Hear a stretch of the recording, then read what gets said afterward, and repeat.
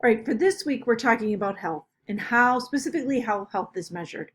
You're going to look at the US compared to other countries. You're going to identify different values, some social justice issues surrounding how health is, not so much how it's measured, but how health looks. You'll explore more the role of the public health nurse that we talked about a few weeks ago. And you're going to compare and contrast how values and what we're focusing our attention on drives policy.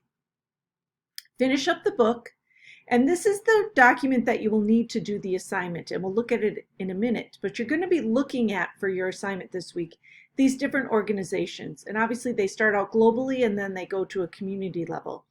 Keep in mind that the CDC has moved to Healthy People 2030, but due to the pandemic, the rest of us just haven't caught up yet. And I don't think Wisconsin is alone in that. I just think that people are overwhelmed right now. So when you look at the grid, and I'll bring it up in a minute, you're going to think about the relationships between the determinants of health, the social determinants of health, and some other areas of focus, and how is that data presented. So you want to open up this, and I'll bring it up into view. All right, so for this particular exercise, you're going to look at water. So there's going to be a lot of things on these websites, but I want you to think about water when you're filling in this. All right, so how does the World Health Organization measure water?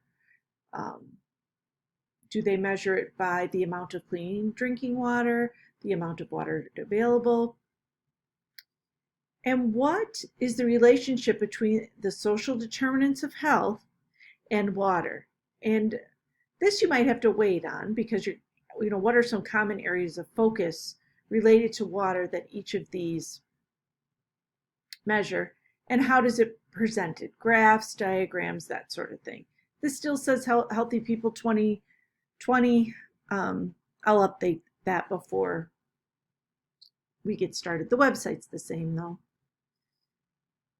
So I want you to do that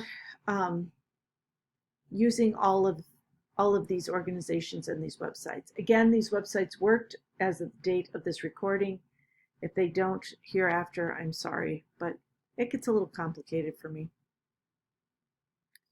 So when we talk about social determinants of health is a way that societies measure health.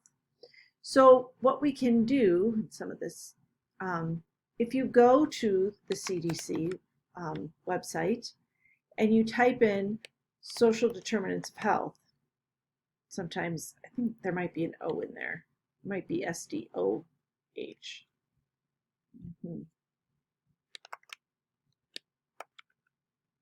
There you go. You can search and find all about social determinants of health, what they are, how they fit into Healthy People 2030, and then maybe how they fit into water. So some areas are access and quality of access, education access and quality of that, social and community context. So we've talked a little bit about that. So how are they able to get health care? Are they able to get education? What is the quality of that education? How does their community interact with one another? Economic stability and neighborhood or built environment. And here's where air and water quality and neighborhood crime and violence. So the World Health Organization, they also have a definition. Conditions in which people are born, grow, live, work, and age. All right, so I want you to think about those things when you're filling out the grid. So we know that clean water is kind of a neighborhood type issue from viewing these, viewing the CDC website, and how they got their definition from the World Health Organization. So all of these build on one another. You'll find that Healthy People 2030 got its definition from the CDC, who got their definition from the WHO. It's kind of all related. All right, so I'm going to reiterate again what you need to do. What you need to do is fill out this grid, and instead of looking at all of those topics I've just mentioned, you are going to focus on the topic of water. And tell me the relationship between water and the social determinants of health, which is an answer I just gave you. And what are some of the common health areas of focus, which I just showed you, that are listed here, and how is the data presented? So what is the relationship between if you had a low socioeconomic status and the quality of your drinking water? Okay, fill this out. You'll have to save it to your computer, and then you need to upload it here.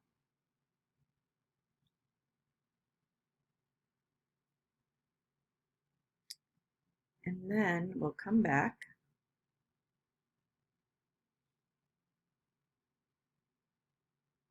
Okay, the other thing you need to do for this week is you need to look at Cryptosporidium. So here's an article here. We had an outbreak in the city of Milwaukee. If you're not from here, it was a while back, but this is just the history and a brief paragraph. What do you know about Cryptosporidium? Right, that's what we have this week. Have a good week, and we'll talk to you next time.